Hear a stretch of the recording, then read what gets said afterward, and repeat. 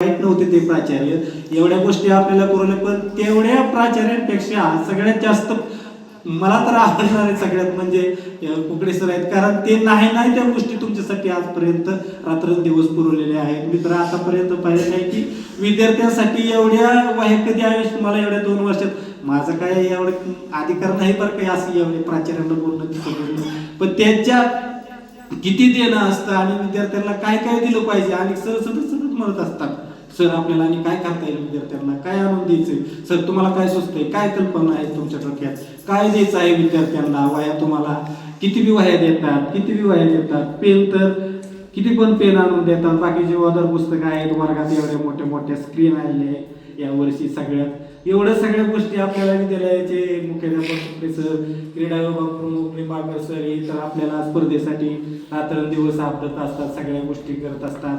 पिशे सर आहेत, लोखंडे सर, मळे सर, सावंत मॅडम, काटे मॅडम, म्हणजे सगळे शिक्षक तुम्हाला सगळ्याच विद्यार्थ्यांसाठी मी आपलं मनापासून भावना या ठिकाणी व्यक्त करतो की आपल्याला काय घरी काय भाकरी कालवून मिळत नव्हतं का, ह्याच्या मिळत तर होतं ना, पण शिक्षण मिळत नव्हतं.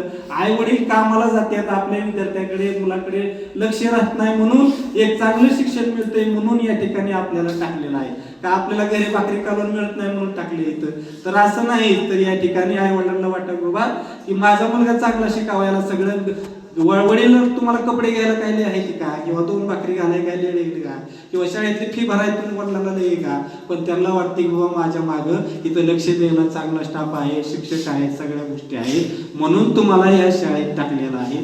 पण तुम्ही सुद्धा सरांची इच्छा शेवटपर्यंत पूर्ण करा की बाबा आता 6वी पासून 10वी पर्यंत अभ्यास करायचा आपल्याला, 6वीच्या वर्गात त्यांनी 6वीचाच करावा, पण अवांतर वाचनासाठी सुद्धा आपल्या ग्रंथालयामध्ये भरपूर पुस्तकं आहेत. आपल्याला ग्रंथपाल म्हणून गायकवाड सर आहेत, अनेक अशी जे नाही ती गोष्टी करतात. आणि सर्वात महत्वाचं म्हणजे माझ्या आयुष्यातील सर्वात म्हणजे अख्ख्या शाळेत कुठं कॉलेजला सुद्धा किती नव्हती सर की 24 तास इंटरनेट सेवा आहे.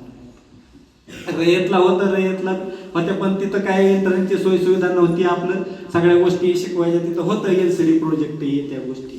पण या विद्यालयामध्ये आपला हाताने विद्यार्थी सरांना विचारून येतो एक वरती, मला सर आज ह्याचं भाषण घ्यायचंय, मला त्याचं, किंवा मला सर क्रीडा स्पर्धेसाठी बघायचंय, खो खोची स्पर्धा, या सगळ्या गोष्टी आज आपल्याला एवढ्या सगळ्या ऑनलाईन गोष्टी बघायला मिळतील. असं कुठल्या बाहेरच्या शाळेत नाही. तुम्ही विचार करा की तुम्ही ज्या शाळेत आला त्या शाळेत असं होतं का, साधं पेन तर मिळत होतं का, साधी वही तरी मिळत होती का.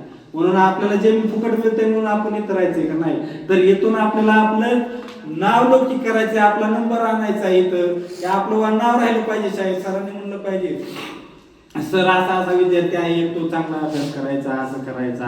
आता अशी विद्यार्थी आहेत मोजकीच्या या ठिकाणी. आता सचिन जयवीज आहे, कार्तिक जेंडे आहे, सिद्धार्थ कांबळे आहे, अशी आता ही 2-3 मुलं ही अतिशय हुशार मुलं आहेत. कारण मला माहिती आहे की ही मुलं किमान 70-80% घरात जातील, पण या बाकीच्या मुलांनी राग कधी येणार सर, किंवा त्यांना सुद्धा वाटलं पाहिजे की आज बाबा आपल्याला चांगल्या 10वीला मार्क मिळले पाहिजे. आता वारंवार असा खरात असेल बाबा, ते ओंकार असेल, परत आपला राजगवळे असेल, वारंवार त्यांना सतत टोमणं मारायचं की बाबा ह्यांनी अभ्यास करावा, मनापासून सगळ्या गोष्टी करायला पाहिजे. कारण आई वडील सतत आपल्या रानात जातात दुसऱ्या काम करण्यासाठी, इथं तुम्ही अभ्यास करत नाही. 8 दिवसाला वडील येतात, खायला घेऊन येतात, सगळ्या गोष्टी पुरवतात, सहलीला पैसे देतात, सगळ्या जी नाही ती गोष्टी करतात.